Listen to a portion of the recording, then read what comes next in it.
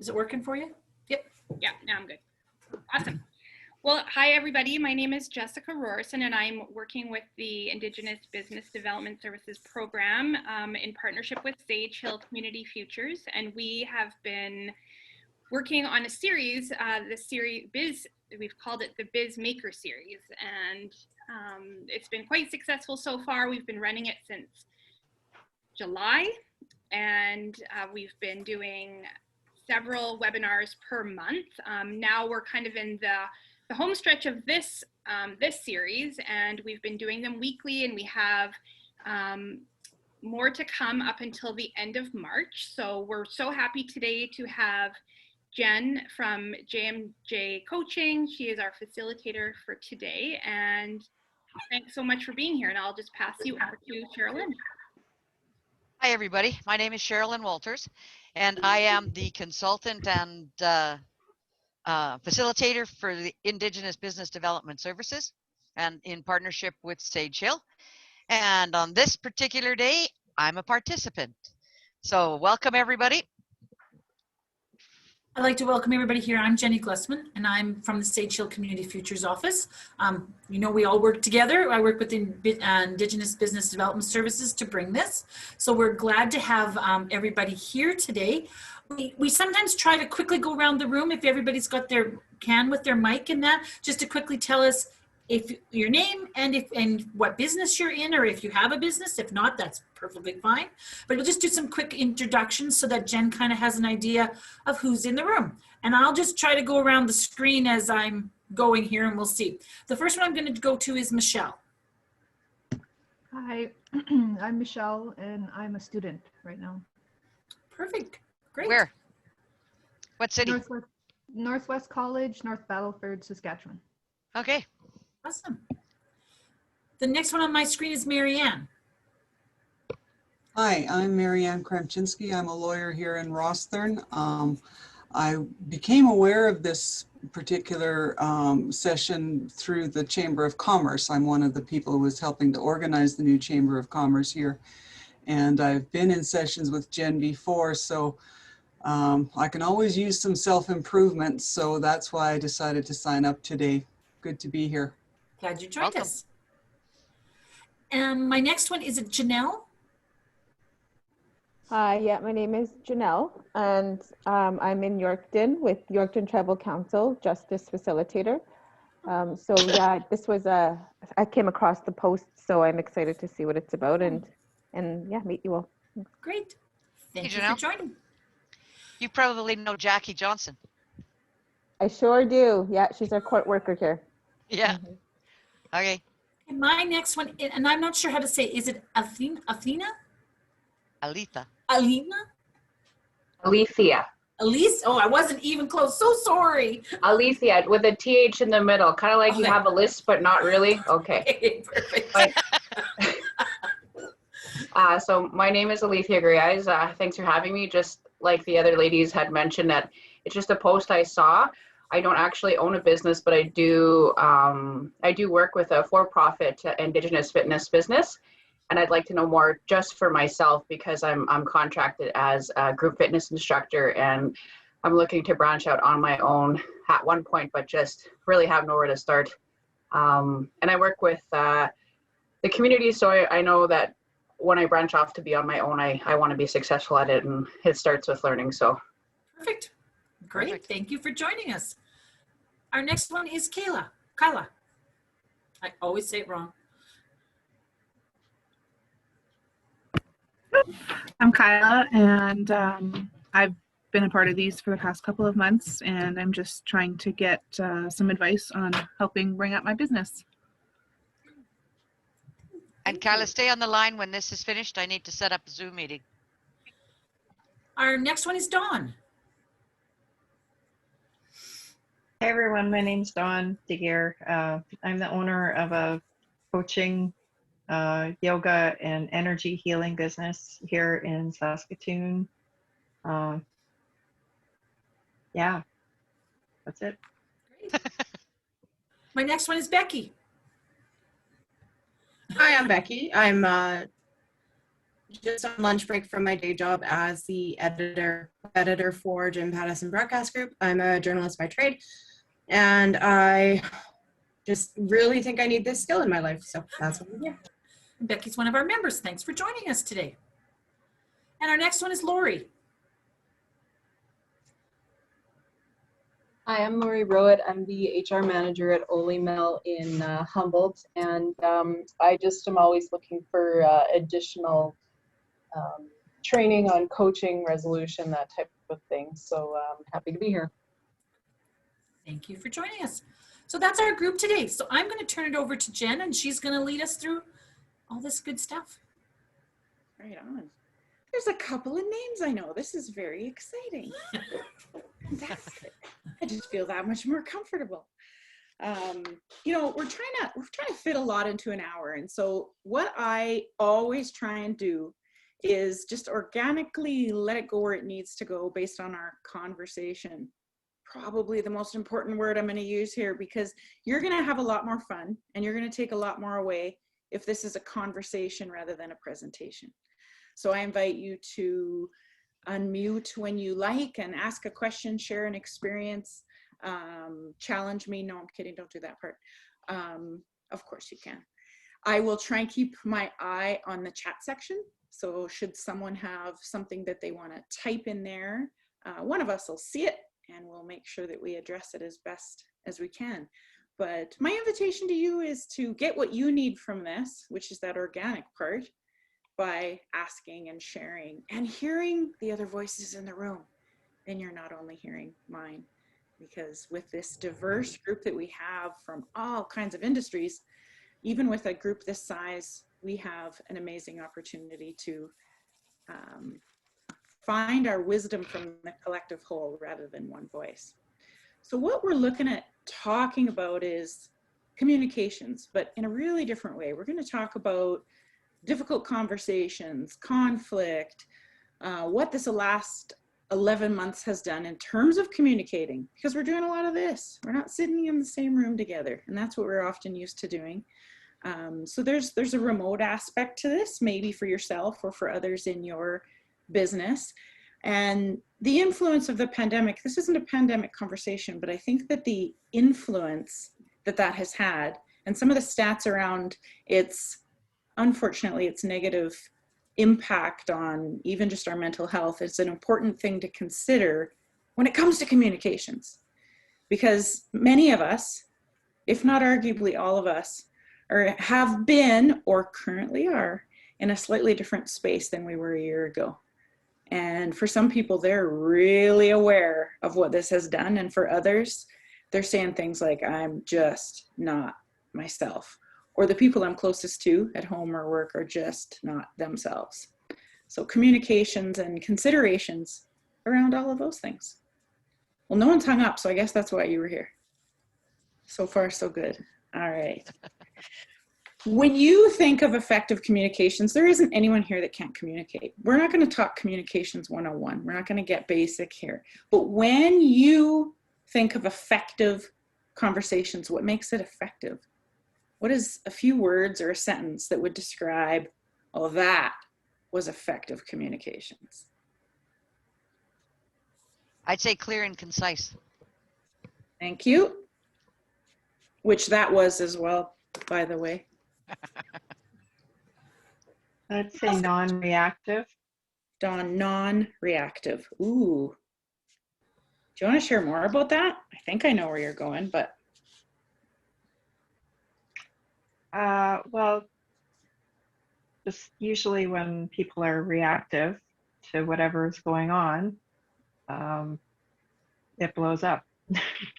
So if we cannot be reactive and respond from a place of, I don't know, maybe some love and some compassion, then things tend to go a lot better. Don't they? And Dawn's taking over from here.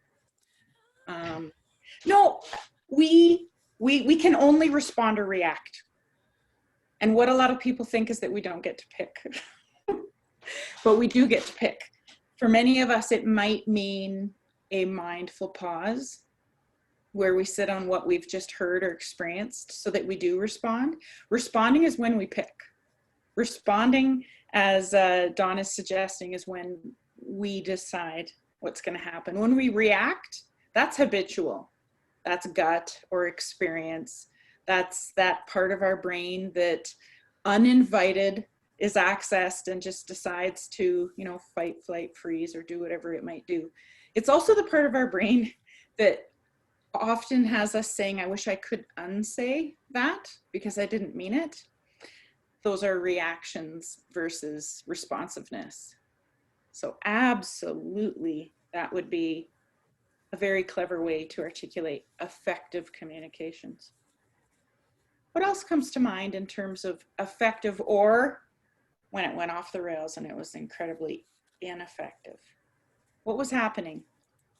I'd say open and honest. Yeah. When you are, or when you sense they are.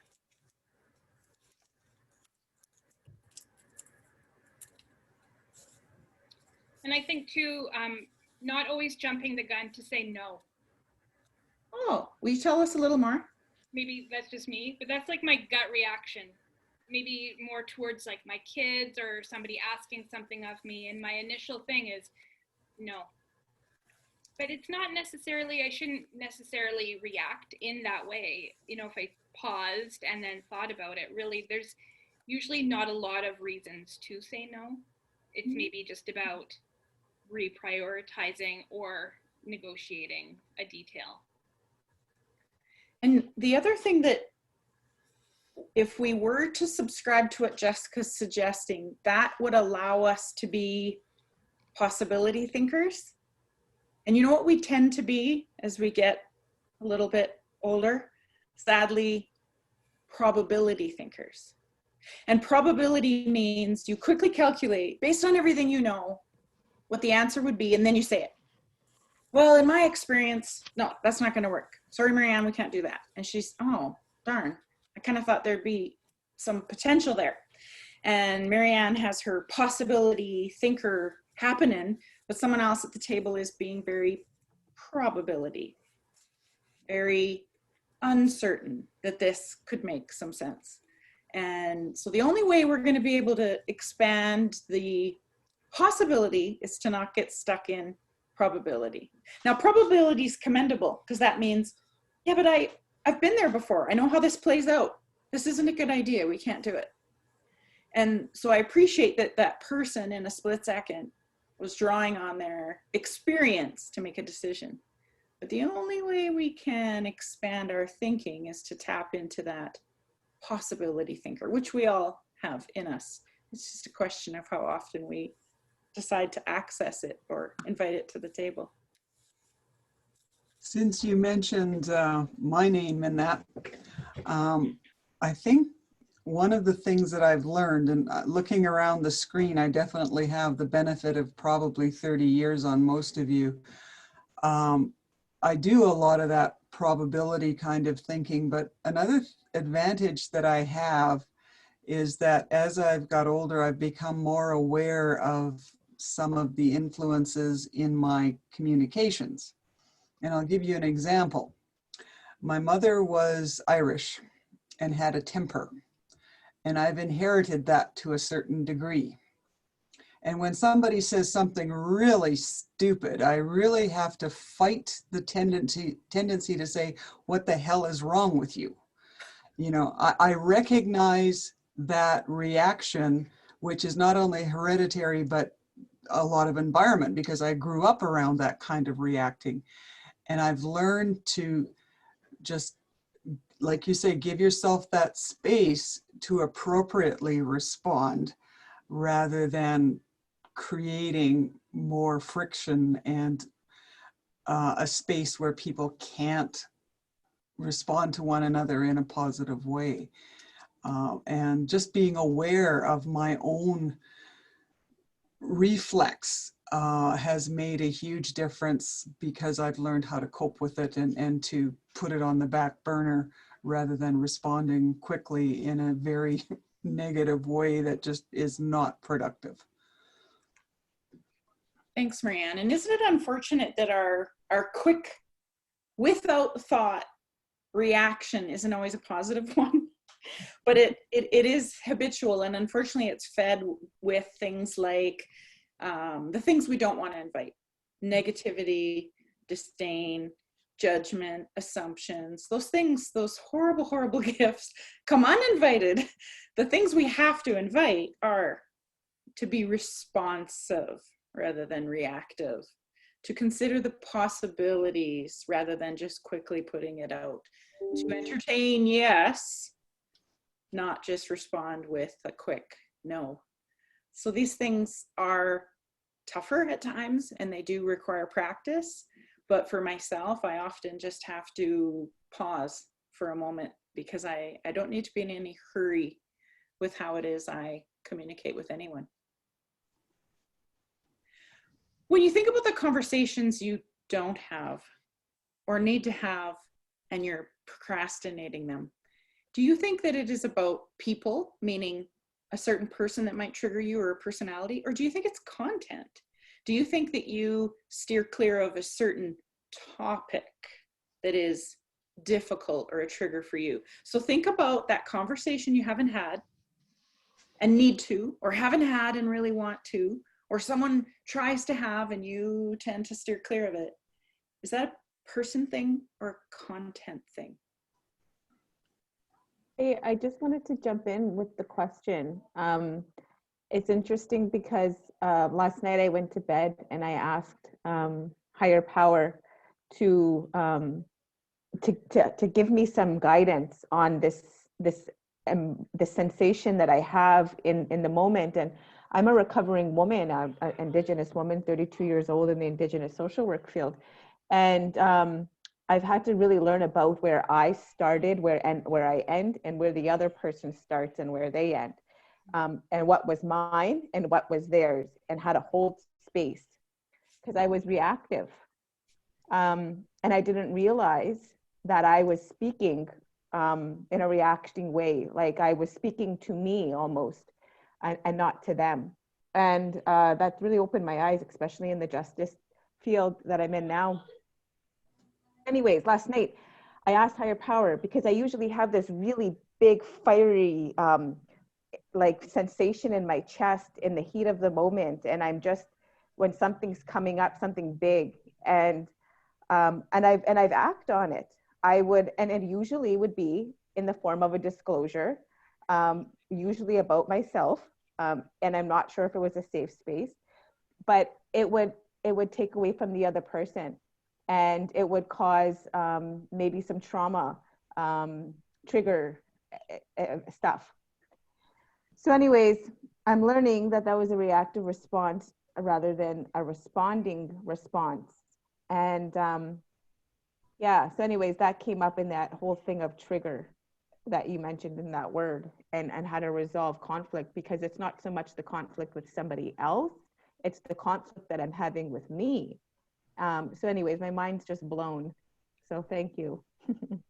I bet. I'm hearing so much in what you're saying. Janelle, she's using some language that I'm going to invite me use over this next hour, like holding space, which frankly I think is a superpower, because it does not come naturally, but it is hugely impactful and even transformational. You talk about feeling it, so you're not just hearing yourself, but you're prepared to read what that does to you physically. I don't think we trust that often enough in communications. I don't think that we just say, what is this feeling like? Well, my entire body is tense. I'm fairly certain I'm not going to sleep tonight. I have chronic pain in the back of my neck. Yeah, we don't listen to that. Or how am I feeling right now? Oh, I'm relaxed. My shoulders have dropped and they're back. I am able to make eye contact again. Whew, this is telling me a lot, maybe in terms of trust or safe space or whatever it might be. And these are tools that, clearly you are very comfortable using, Janelle, but I've had to learn and practice over the years. They did not come to me innately. I had to invite them, practice them, and understand them. So thank you. Jen, you have a chat for Becky? This is describing how I'm feeling right now. What part would you say is describing? The tenseness, the feeling in my chest, and it's like even talking about conflict resolution has got me feeling like that. So because I'm dealing with some family stuff right now with dealing with my late mother's estate, and dealing with 4 siblings and dealing with all that. So that's bringing up a lot of stuff we have to work on, but not everyone is at the same level of communication. So it's making it a real challenge. Thanks for your honesty, Becky. And I think that I'd be shocked if anyone in the room couldn't go, if I'm not there right now, I've been there. There's a couple of really powerful things we can do when we're experiencing that. And number one is, you said, even just talking about this topic, when something's a trigger for me and it makes me uncomfortable, and you talk about what it's doing to you physically, I stop for a moment, I ask myself, but what else is it? And when I ask myself, but what else is it, I'm inviting even just the tiniest little energy that is lightness. Well, what else is it? I'm kind. What else is it? I'm compassionate. I'm accepting that I'm suffering. However, I'm also really plugged into myself. Wow, that feels good.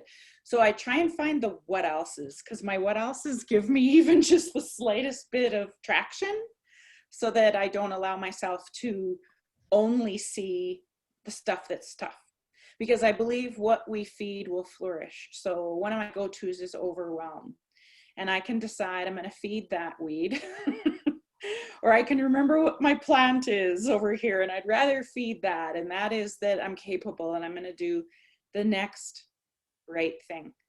Ooh, okay, and when I'm done that one, I'm going to do the next right thing, and I trust that. And then the next, and that not only takes my attention out of the ditch and back up to the highway, but I'm feeding the thing that I want to have grow, which is most certainly not the overwhelm. So I certainly wish that for you inside of the big life tough stuff, Becky. Oh, we're not going to have any problems having this group talk. Woohoo!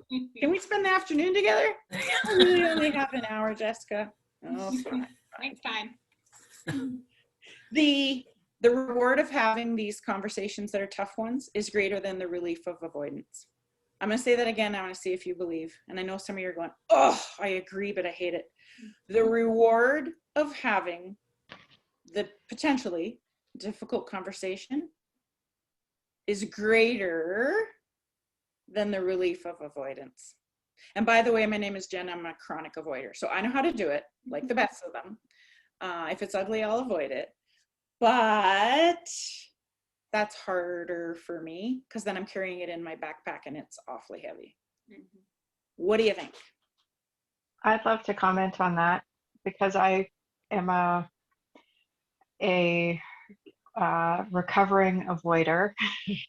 That was the only tactic I had. And I find that that's absolutely true, what you just said. And also, just to add to that, that people will eventually catch on and go away the way I want them to go away. I want them to, forget that we need to have this conversation, or I need to address something.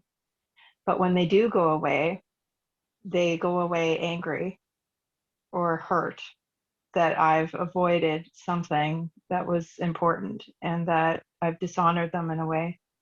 Mm-hmm. And then I feel even worse. So I've avoided it, but I also feel maybe some guilt or some shame on top of that. And so, yeah, just to say, people do go away, but they don't go away in the way I want them to. And maybe they go away forever, and maybe that's not what I wanted either. I didn't want them to completely go away from me forever, angry at me and not liking me for the rest of my life now. You know what I mean? So. Dawn, I have so many clients that I work with that talk about being in this exact position, and something that's been very helpful for them is when we're uncomfortable with a conversation, what do we get hung up on? We get hung up on the message. So we're trying to craft this perfect message. Oh, I'll take notes, and I'll make sure I say what I want to say, and I'll say it with diplomacy. I'll do all these great things. So all this attention on crafting the message. Okay. I should feel better now, right? Because I have this well-crafted message. I don't feel better. I still can't have this. What's going on? What if, sure, craft the message, but spend a little less time on that part. What if more of our time was spent saying, how do I want to feel in this conversation? Well, I'll bet everyone in the room could say, I can tell you how I don't want to feel. Well, all we have to do with that is flip it on its head. How do you not want to feel? Tense, sweating, uncomfortable, defensive, angry, lost for words. Wow, okay, we can come up with all the things we don't want. If it wasn't that, but it was better, what would that look like? Oh, I'd be able to breathe. Alethea has her hand up. She's got something. So I have an example that I can share with the group, and it is to do with business in that I work with, my counterpart is a male, and he's a wonderful mentor. He's always been like a fitness mentor to me, and I eventually got to work with him. However, as a woman, apart from being Indigenous, apart from being a mother, partner, you name it, I was a woman who had a lot of intellectual property that I could offer. Lots of ideas, lots of pizzazz as an instructor. And I found my partner, my business partner, continually taking my good ideas and my intellectual property and taking it with him and presenting it as his business, because I don't own any part of his title, but he relies on me for a lot. So the lesson here is that it kind of compounded on itself, where I was at my daytime job, and then my fitness business, for some weird universal way, they banged right into each other, and they were right on top of each other in the building I worked at. So that was my safe space away from him. Not that he's damaging. There's a good outcome to this, but it was then that I thought, you have to have that conversation with him, because you do care about him. You do want to be successful, because he wants you to be successful, but you just have to say something. So I went to him and I sat him down at his place, and I just said, look, I really feel that every time I have an idea, you want to take it and run with it, because it's good for your business and this is your livelihood, but this is also mine, and I want to potentially be able to, make it on my own. And we really need to discuss what it means for you to have me here, rather than what it means for me to be here with you. And what are you getting out of it, and what can I get out of it? Because we both need to win. I'm a humanist, so everybody needs a good outcome. And he was just quiet, and he says, I didn't know you felt like this. Meanwhile, I'm harboring all these feelings, thinking he's just trying to steal every good thing about me and suck me dry. And he was happy about it. But I talked to him, and he was so open and receptive to listening to me and saying, well, that's where it is. He says, he says, I wouldn't have hired you unless I knew that you were capable of great things. He says, I wouldn't have hired you or gave you the reins unless I knew that. I said, but sometimes it's good to hear it too, I told him. Sometimes it's good to hear that I'm helping you accomplish, something great, as well as me taking away from it, because we both win when we help each other. So I took the power and control, not the negative connotation attached to that, but I took my chair and I moved it around to where I needed it to be, to give him that kind of conversation. So the outcome was great. It was the message. I just needed to find a mechanism to deliver it properly, or I wasn't a gooey mess on my chair. Because sometimes you feel like you want to liquefy, asking for what you need, but really if you go ask for what you need, most likely you'll get what you need at the end. So that's my example.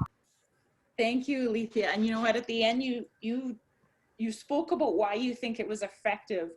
And I wonder if you or anyone else in this Zoom room heard these other 4 things that you did that was incredibly powerful. Number 1, she started right out of the gates in this conversation saying why it mattered. So often when we have a difficult conversation, we just say, here's what happened and why, and it's not okay. Well, she talked about why, and she made it hers. Number 2, she made it about her and for her. She owned it. She didn't deflect. It was about her and for her, and she was standing in her own place, in her own space. Number 3, she did something that I wouldn't be surprised, and I'd love to hear if you agree with this, Alethea. I think she stopped him from getting too defensive, because the 3rd thing she did was identify a shared objective, because they have some shared objectives. They do have things that they both want out of this work, and she kind of honed in on that. And I think that that has someone less defensive, because then she's not just like, shame on you, finger pointing, right? And then the fourth thing I heard is she honored her voice. And I think that in doing that, he respected you. So did you feel any or all of those four things? Or do you have any comments on whether you agree or not with those observations of mine? Anyone, but especially Alethea. What do you think of those four things? Can you just repeat the fourth one? That I think she honored her voice, and what it meant when she did that is that he could have a different level of respect for her doing so, because she wasn't pointing fingers. You. She was speaking about herself and where she was at and what she needed, honoring herself, and then that invites somebody else to honor us. If I can put you on the spot, Alethea, when you hear those four things, were there any of them that made you go, not sure, or did they feel okay? No, it's good to hear. It's good to have a good sounding board and, unbiased perspective as to how I present myself in a room with just one person. I didn't do it in a forum. I didn't do it in a business place. I set the stage and the tone for how I was going to address him, because at the end of the day, I really did, like Dawn was saying, is that I really wanted this conflict to go away, but I didn't want him to go away. And I really respect that. And I'm like Jerry Seinfeld. I like this analogy. I am always shocked when not everybody loves me. And I'm like, why? Why don't you like me? I'm the nicest person I know. Everybody says I'm nice. So I had to really unpack why I needed people to like me, and then deal with it on my own. And then when I was asking for what I needed, because I'm a parent, I work a couple different jobs. I have a partner, kids, and a sick parent. And so I never really ask what's for me. And the more you learn how to sit in your own seat and ask for what you need, the better you are at giving everybody else in your spectrum what they need. So it was nice to hear that. So thank you. Kind of made it was nice. So thanks. I agree with what you said. Anything else you're hearing? I have a similar story. It's not as positive though with an outcome, but at my old job, I became really close with my coworker, and eventually it got to the point where myself and the other employees found her to be toxic, and we worked in a retail environment, so customer service is our number one priority, and she never had that. She would talk badly about coworkers, and I'm not one for confrontation. And so finally I had to let her know what was going on, because it was at the point that higher ups were going to talk to her about it. And so when she found out what happened, she ended up coming into work the next day and she quit on the spot. And I haven't talked to her since, unfortunately. But I felt a lot better after getting it off my chest and confronting her about how she was making me feel. I wasn't speaking for everybody else, but we all kind of just felt anxious going into work, wondering what type of person we were going to get today. And so yeah, that it's not as, like I said, it's not a positive outcome, but I felt better after talking to her, because I do have a problem with confrontation. So that was one of the biggest ones I've had to do. Do you know why you chose to have it? Because it could have been easier to not have it. Because it got to the point where I would make myself sick coming into work. I would feel so anxious, and having to deal with the public, and not knowing if it was going to be a good or bad day. I couldn't keep doing it. And the other coworker, like there was 3 of us, and the other coworker, not the toxic one, but I had known her for a while, and she started talking about her behind her back. And so that's when I had enough of it, and I had to say something, because I just couldn't work anymore. I couldn't bring myself to come in and work and doing my best when I was worried about somebody else. So there was some kind of protective nature in you as well, in terms of the other coworkers that you saw being unwell, never mind yourself. I heard that you spoke for yourself, you felt better, you brought your values. You may not have thought this at the time, but in hindsight, do you think that you were gifting her as well, or only yourself and the coworkers? I don't know. It's hard to say.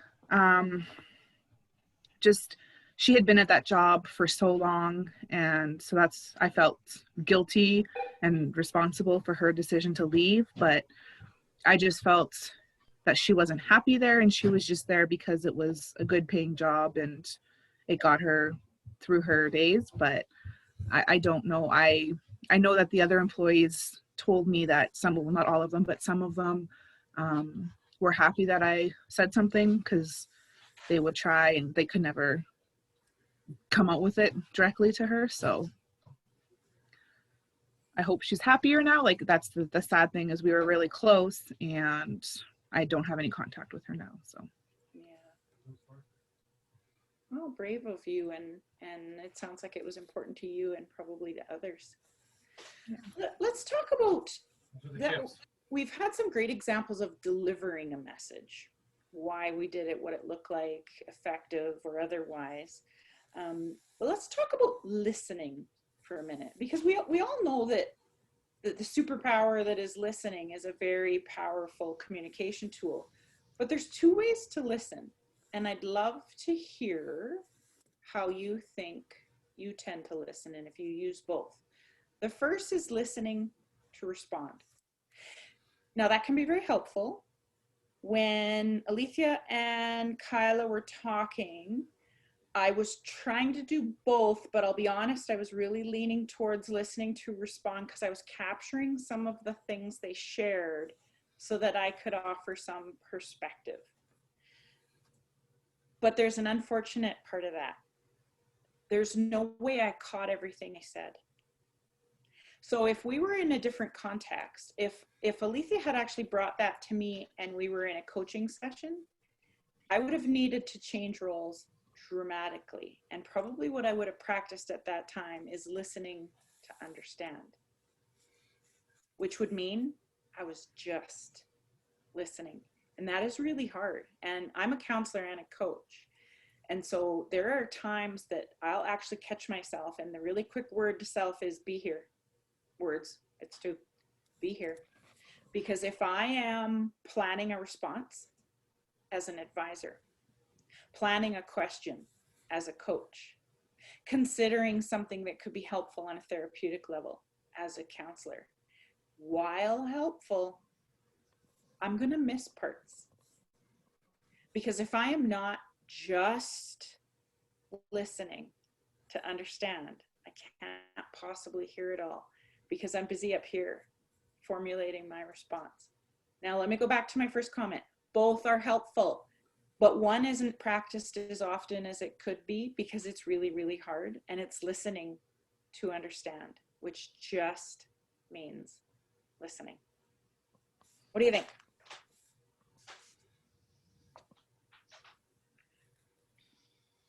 It took me a long time to listen to my partner. That's another great example, is that I learned a lot about love languages and how to understand where he's coming from. And, you know, if people aren't familiar with love languages, it's active service, how people show you they love you, even if you can't understand it. I did a lot of listening to respond for a very long time, and it only painted me into a corner because I really couldn't understand what he was trying to say to me. And once I started listening to listen intently, like you say, to be present, and that's where you say holding space. I held space for that person, to my partner, to give me then what he saw from his lens.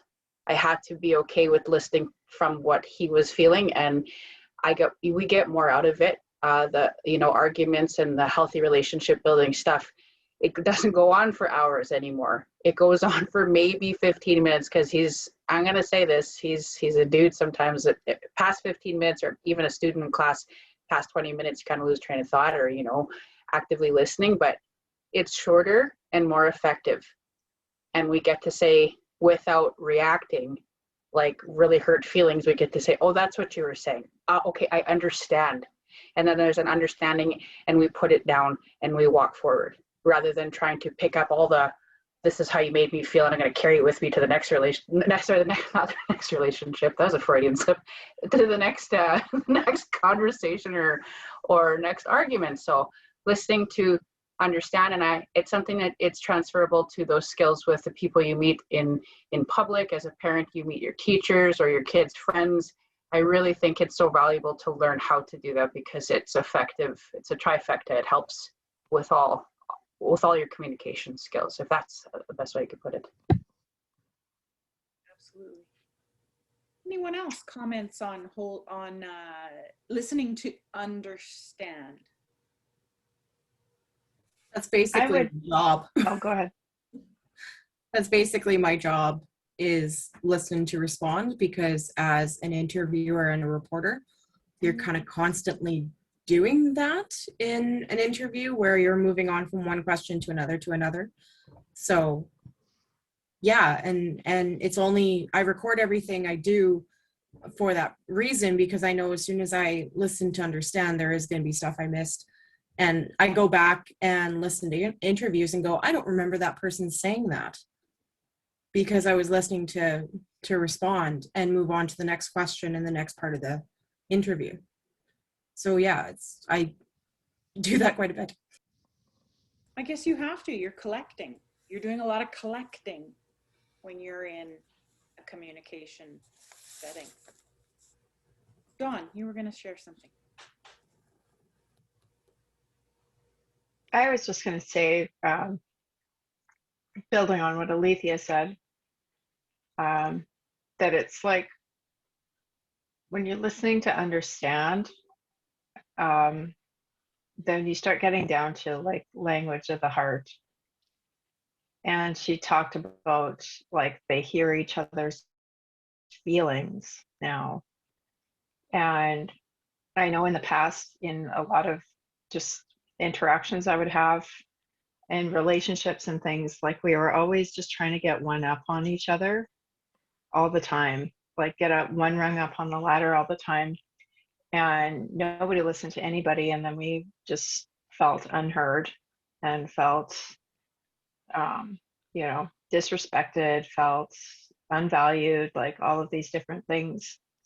But yeah, same experience when we let our hearts speak and we hear, and I begin to understand, oh, it wasn't what I thought it was all along. It was that, he's actually hurt over this, and that kind of thing. It really, really deepens things, and it just allows us to actually move things through. But if you only communicate on the level of intellect, it's like doesn't really get anywhere in terms of those conversations of that we want like some real results in. Dawn said something that reminded me of when you said, oh, it wasn't really what was going on for this person. In the absence of the truth, we tell our own story. And we do that a lot. We look at something and we go, oh, she didn't enjoy that session and was really disconnected. Well, maybe, because we are emotionally intelligent. We can read what's happening around us. So, but that said, often we're wrong. And in the absence of the truth, we tell our own story. And sometimes we need to put on a different cape, a different superpower, and it's curiosity. Because what'll happen if we ask, hold space, listen to understand, is that all of a sudden we're not assuming, we're not judging, we're not shaming, we're just curious. And for somebody that has to practice not being defensive, when someone holds space for me, I'm never defensive, because there's an absence of those assumptions, those you always, you never, because they're just curious. They're not telling my story for me. So there's something really healthy in any kind of communication, especially a difficult one, where we just hold space and listen to understand. someone that may have otherwise been escalated is a lot less likely to be if they can just talk and have their stage, if you will. So curiosity will do some things and take away some things. Curiosity will limit, if not eliminate, judgment, shame, assumptions. What it will do is it'll invite honesty, opportunity, open-mindedness, perspective shifts.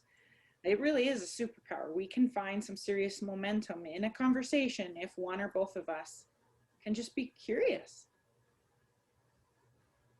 I think too often we feel we need to have answers, direction, guidance. What if we just have really smart questions? And a willingness to hear where someone is at rather than say, you know, clearly I think what's going on for you is, that can be a slippery slope, right? To somewhere not great. I agree. I think too, though, that sometimes the people who do a lot of the talking are the ones that are causing a lot of the conflict, in my experience. So I find that sometimes those people who really need to be heard and you're spending a lot of time listening, those are the ones who you want to say something to, but you are not able to. Maybe that's just me, but those individuals are the ones for me where I get that sick feeling where I wish I could say something, but I can't because it's going to escalate. So I avoid it, you know, and just let them go on and on. You know, Jessica, that I can appreciate, and I've been in that room with those people as well. And one of the things that really helps me is to just get curious about what's going on for them, and not spend as much time on my well-crafted message or response, because I feel like I'm going to have to be able to, you know, keep up here with this person. Instead, I just ask myself, what are you trying to bring to this? Are we trying to end conflict? Or am I trying to be compassionate? Are we trying to part company, set boundaries? Like what ultimately am I trying to bring to this? And if I'm more focused on that objective or that energy that I bring and less concerned about this well-crafted message, I tend to do better with those folks. Not always, sometimes. What am I trying to do here? So you can see where we get hung up on the message, right? Clients will call me and say, oh, I've got a tough one tomorrow. I have to send this message and it's going to be really popular for 2 and really unpopular for 15. How am I going to do this? And she's got this well-crafted message. I'm like, what do you want the room to feel like? No, what do you want the room to feel like? Well, I want that to be some trust. I want to have some, and I forget who mentioned this, but I want it to be clear and concise. I think it might have been Sherlyn right at the beginning of our conversation. This is what I want it to be, but see how it's no longer about her message and more about what she just wants the room to feel like? She always delivers a better message. What do I want this to feel like? I know what I don't want it to feel like. I'll flip it on its head because it would be better than that.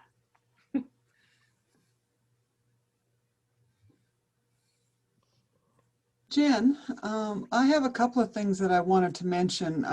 A while ago, you mentioned carrying around a lot of garbage. My first wedding, I went for marriage preparation with then Bishop Mahoney in Saskatoon, so it's a long time ago. And he talked about gunny sacking, where you carry a sack over your shoulder, and every time there's something that bugs you, instead of dealing with it, you throw it in the sack. And what happens is, if you do that for too long, the sack rips open and you're dealing with all that garbage all at once. And there's no avoiding a mess. So that was the metaphor he used for that kind of thing. And that one has stuck with me for almost 50 years now. The other one that I wanted to mention, because I think it's relevant here too, and some of you will recognize this, when you feel like, you know, the burning in the chest and all of those things, we typically assume that the other person that we think has hurt us is doing it deliberately. And one of the best books I ever read on, trying to own things yourself, it was by Dr. Wayne Dyer, one of his first books. And he says, you have to understand that most people aren't thinking about you at all. It's not they're trying to hurt you. They aren't even thinking about you. So the partner that just walks away from the kitchen after supper, he's not trying to hurt your feelings. It doesn't occur to him that he should be helping with dishes. And it can be the same thing in a workplace. You think, well, why the hell would they do that to me? Never occurred to them that they were doing anything to you. So, Alethea, when you were mentioning you confronted your partner and he says, that wasn't my intention. That's something that by having these conversations, we understand that people aren't trying to hurt us personally most of the time. And I think that's important to try to integrate into approaching people. Is it maybe possible that I'm just assuming they're trying to hurt me or doing something deliberate to hurt me? Maybe that's not the case, and that can open up some space for some conversation that isn't necessarily going to be that confrontational. So, maybe that's helpful. It's something that's helped me for many years, and so I thought I'd share that in the context of this conversation. Thank you, Marianne. Very helpful. Isn't that another almost continuation of, in the absence of the truth, we tell our own story, and the story is that you wanted to hurt me, you wanted me to suffer. Oh my goodness, no, not my intention whatsoever. Yeah. I want to introduce you to something here before we end that is incredibly helpful when it comes to understanding where you're at and having a healthier conversation. And that's a model that I use for everything and anything. And there's a couple of you that have heard it, but let's apply it to communications. And it's called AAR. And that stands for awareness. And oh, look at that little card there. You give me your address, I'll mail you one. I have stickers too. Look at that. Cheers, Jenny. Awareness, acceptance, and readiness. It's incredibly powerful. So the first R is awareness. Awareness is if we're up in the helicopter together, looking down at your stuff, what's going on, and what's really happening here, what's really under the surface. How am I showing up? But can be the hardest for some people because that's the truth telling. That's where you're really honest with yourself about what's going on for you and what you're seeing here. So awareness is critical in any conversation. What's going on for me? Find out, without telling my own story, what's going on for you. That's the awareness piece. And again, truth telling. We don't always like what we see from up in the helicopter, but if we're going to be hyper aware, we have to be hyper honest. And then the middle one is acceptance. And this is my favorite because it's where most of us get stuck and it's the easiest to get unstuck. I'm going to start by telling you what it isn't. Acceptance isn't okayness. You don't have to like what you're seeing. What if you're really, really hurt and you've just recognized that this is painful for me? I don't like seeing that. That's unfamiliar and uncomfortable. But acceptance simply means I own that that's what's happening. It's like acceptance is an acknowledgement of current state. Isn't it funny that that could be hard? Because current state is all it can be. But sometimes we don't like what's happening right now, but it is, right? Now, I used to say it is what it is, but that's a trigger for some people. So sometimes I don't always say it is what it is because they see that as dismissive, and I'm not trying to be dismissive. Acceptance is simply acknowledging what's happening right now. And some of it I really like, some of it I don't. But it can only be what it is right now.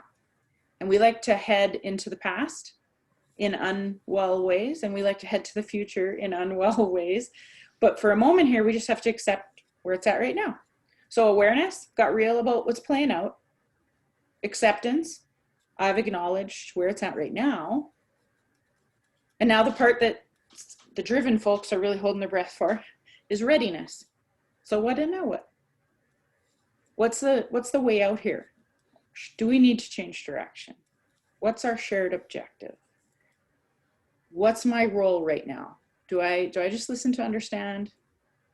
Do I need to respond because I need my voice heard?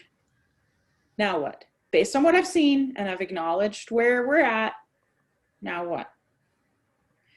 If we move through, this isn't a start and stop, by the way. We're constantly using this model. Relationships, strategic planning, dealing with past traumas. This can be little or big. This can be emergent. I have an ER doctor that uses it. This can be a year-long journey to find myself. My goodness, its application is far-reaching. Project managers use this, for Pete's sakes. But it isn't that we arrive. It's that we start, we move through the model in this order. Thank you, Marianne. And it's the order that matters, not the time it takes, and not that we ever arrive, but that we use the model and we use it in this loop and in this order. Very, very, very healthy and applicable to our communications. I appreciate you might have some comments or questions. I told you at the beginning that we were going to talk about something we didn't get to. So I want to give you some direction on that in case you had an appetite to hear some of it.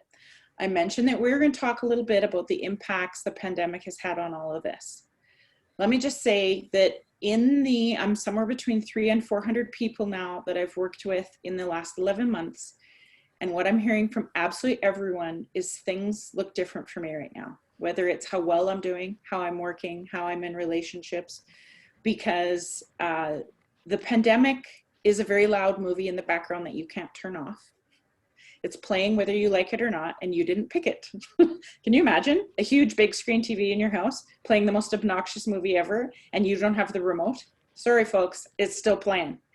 And you have no choice but to have that thing playing in the background, and that has shifted how we're showing up. And for some people, it's had some really negative impacts on their mental health.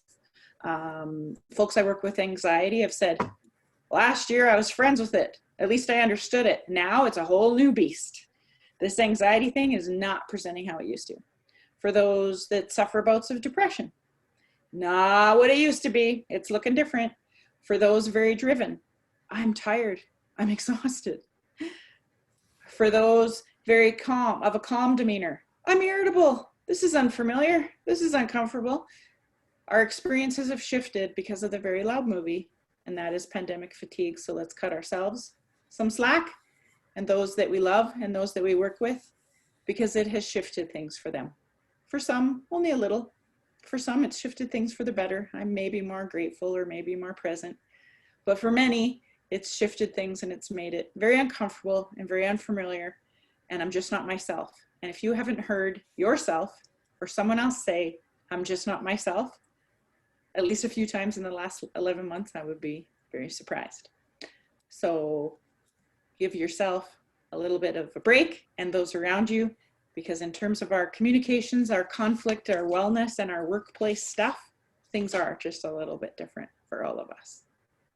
So study what's happening in terms of pandemic fatigue for those of you that want to understand it for yourself or for your clients, because it has most definitely had a significant impact on how we are showing up out there. Jessica, how are you doing? Here we are at 2:30. I'm good. It's so good, Jen. Such a great presentation, and thanks to everybody for participating. Yes. It's been so interactive, and it's so nice to hear other people share what they're going through right now and just with their life. And just this is a topic I think that we could probably spend a lot more time on. It seems to be an issue for everyone, you know, and so we'll build that in moving forward here. Awesome. Well, Yes, thanks thanks for sharing. Yes, I was just going to thank you everybody for joining and sharing. This was the most interactive one we've had so far, so that was awesome. For sure. Good. All right. Anyway, just so everybody knows, we're back next week with a new topic, GST and PST for your business. So we're going from one extreme to the next. But another very important topic that also can be very stressful if you don't understand it. So we're back next Tuesday at 1:30. If you're interested, feel free to register because we have Trevor King joining us to talk about the ins and outs of GST and PST. And Jenn is back with us in March. She's going to be doing more of a work-life balance type of session with us. So if you're not following us on Facebook, follow us on Facebook because we're posting all of our events there. I can't remember right this second the date, Jenn. I think it's March 23rd, but I might be wrong. Is that right? Oh, okay. Yes, great. it is the 23rd. Perfect. So, so it's IBDS on Facebook. So all of our events are posted on there and you can click the link to sign up. But yes, so Jenn will be back at the end of March. So thanks again. Thank you. Thank you very much, Jenn. I truly appreciated it. Thanks, Shirley. Thanks, everybody. Have a great rest of your day. You too. Bye, everyone.